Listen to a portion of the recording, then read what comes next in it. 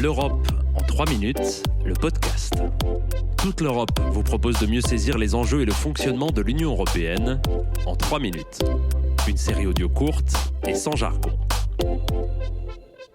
Bonjour, je m'appelle Boran Tobelem et aujourd'hui je vais vous parler de ce qu'a fait l'Union européenne depuis que la Russie a envahi l'Ukraine.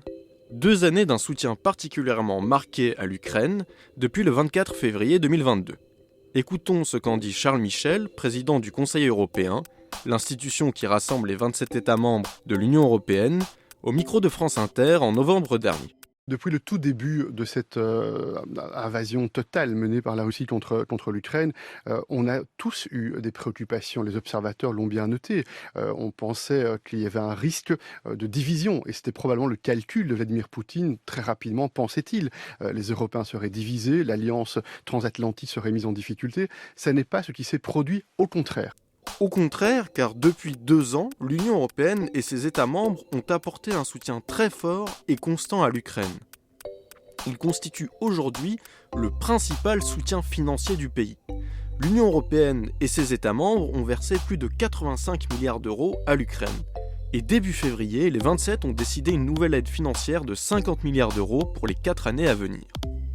L'aide européenne n'est pas que financière, elle est aussi militaire. Pour la première fois de son histoire, l'Union européenne a financé l'envoi d'armes à un pays en guerre, à hauteur d'environ 6 milliards d'euros, auxquels s'ajoutent 22 milliards d'euros pris en charge par les États membres eux-mêmes. Aide financière, aide militaire, mais aussi humanitaire, avec l'envoi de matériel médical par exemple. Les Européens accueillent aussi 4 millions de réfugiés ukrainiens contraints de fuir la guerre.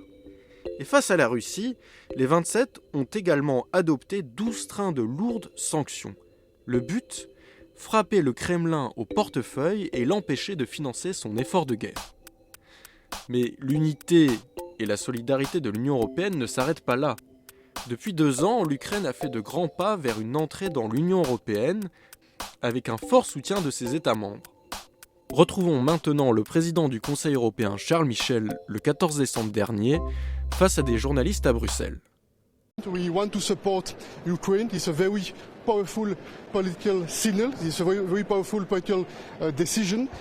Nous voulons soutenir l'Ukraine, c'est un signal politique très puissant, c'est une décision politique très puissante. Les 27 viennent de décider, à l'unanimité encore une fois, d'ouvrir les négociations d'adhésion à l'Union européenne avec l'Ukraine, soit moins de 2 ans après le dépôt de la candidature du pays.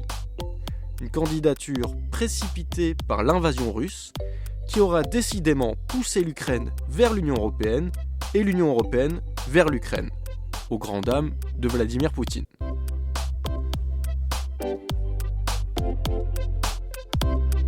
Retrouvez l'Europe en 3 minutes, le podcast, sur www.touteleurope.eu et sur votre plateforme d'écoute préférée.